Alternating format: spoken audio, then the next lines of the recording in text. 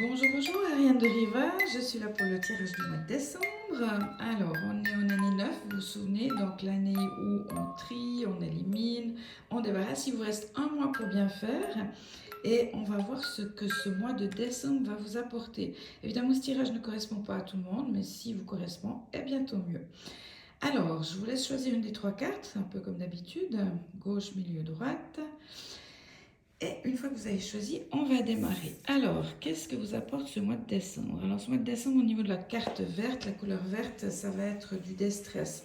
Il y a peut-être des gens qui vont partir en vacances, vous allez prendre quelques jours à Noël pour vous reposer, vous détendre, aller vous oxygéner, partir marcher dans la neige s'il y en a, enfin voilà. Si c'est encore pas le cas pour vous et si c'est difficile de déstresser ou de trouver votre espace, vous avez encore un mois pour apprendre à éliminer toutes les responsabilités qui ne vous servent pas. Vous êtes quelqu'un de très responsable et en fait, peut-être trop. Donc, pensez à prendre les responsabilités qui sont importantes pour vous. Pour les autres, ben, laissez leurs responsabilités et puis apprenez à vous prioriser. C'est hyper, hyper important.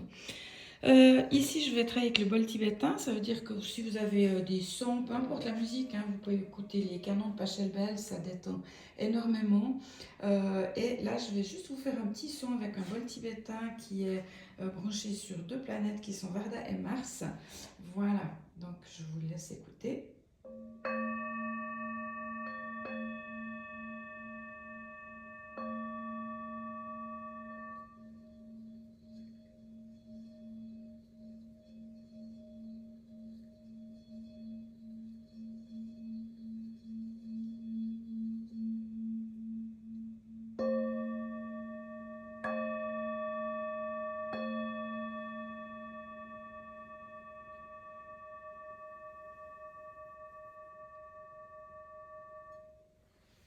Voilà, quand vous avez vraiment besoin de vous oxygéner, de vous détendre, vous pouvez le faire visuellement aussi dans l'imaginaire, hein, partir en forêt si vous n'avez vraiment pas le temps, aller vous oxygéner. Mais les sons sont aussi très bénéfiques pour les gens qui ont besoin de la couleur verte. Voilà.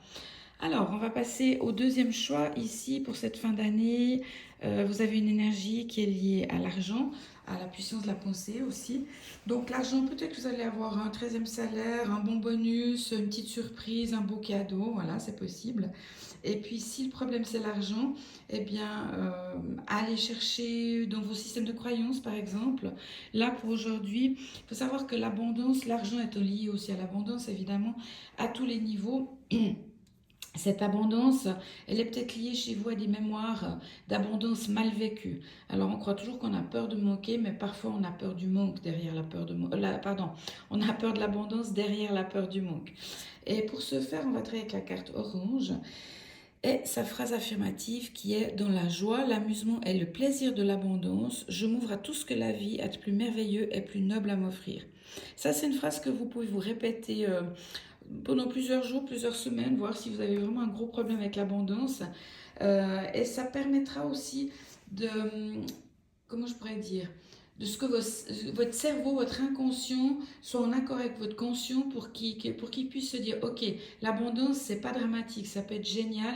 Vous savez, quand on a beaucoup, parfois ben, ça crée de la jalousie. Quand on a beaucoup, on s'ennuie, donc on commence à aller dans les addictions, à rentrer dans les addictions par ennui, parce qu'on a tout, enfin, etc. Donc ça, c'est des mémoires qui ont peut-être été vécues dans votre généalogie, pour vous karmiquement si vous y croyez. Et puis cette simple phrase peut permettre de remettre, on va dire, la notion d'abondance comme l'église au milieu du village. Voilà, non plus comme une catastrophe, un gros souci, des mémoires qui ont été peut-être dramatiques par rapport à ça. Et vous comprendrez que votre peur de manquer, en fait, peut être liée à cette peur de l'abondance. Voilà. Ça, c'est pour la couleur argent.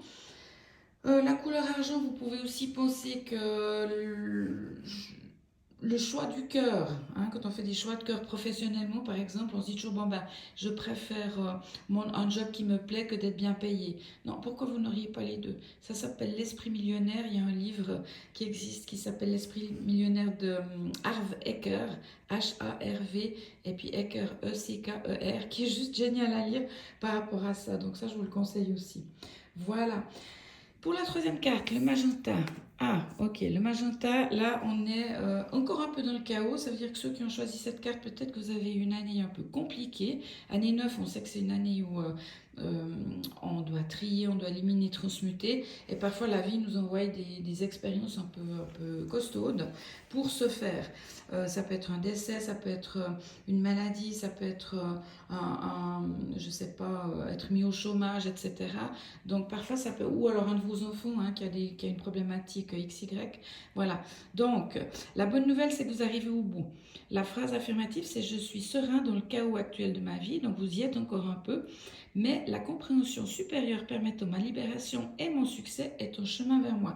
Donc vous y réfléchissez, vous avez fait du travail, félicitez-vous, soyez un peu plus tendre avec vous-même parce qu'en général, vous avez tendance à donner plus aux autres qu'à vous-même, à juger plus, à vous juger plus que les autres. Donc maintenant, pensez à vous, soyez tout douceur avec vous, toute tendresse en cette fin d'année. Offrez-vous un cadeau, un massage ou encore les vacances ateliers. Là, on va partir fin janvier aux Canaries pour avancer pour ce prochain cycle de 9 ans. Donc pourquoi pas vous offrir ça. Et puis le pendant du magenta, c'est le jaune doré. Donc vous allez pouvoir aussi commencez à être fier de vous. Arrêtez de vous juger, justement. Et puis pour ça, vous pouvez très bien vous imaginer dans la peau d'un roi, d'une reine. Et puis vous allez marcher, tenir votre port de tête de la même manière. Essayez de sentir dans votre corps, justement, cette fierté, cette noblesse. Voilà. Il y a quelque chose de noble en vous qui n'est pas reconnu. Alors les exercices de ce type-là conviennent très très bien. Voilà. Alors, moi, je vous souhaite des belles fêtes de fin d'année. J'espère que tout va bien se passer. On se retrouve en janvier pour démarrer cette année 1. Si jamais vous avez, je viens d'écrire un article dans le prochain journal de Recto Verso du mois de décembre sur le thème justement fin de cette année, début d'un nouveau cycle. Vous avez les vacances ateliers qui arrivent, pourquoi pas. En cadeau, vous pouvez très bien offrir aussi mon livre-jeu SIQ Oser Enfin. C'est vraiment un outil de développement personnel avec le jeu de cartes avec lequel je travaille régulièrement. Et petite surprise, j'ai mis sur pied 10 soirées suivies à un prix canon. Vous regarderez dans le mail ou dans la bio quelle est cette offre. Voilà, pour un suivi régulier pour ces 3 premiers mois de l'année 2026. Voilà. Alors, toute belle fête de fin d'année et à très bientôt. Bye bye.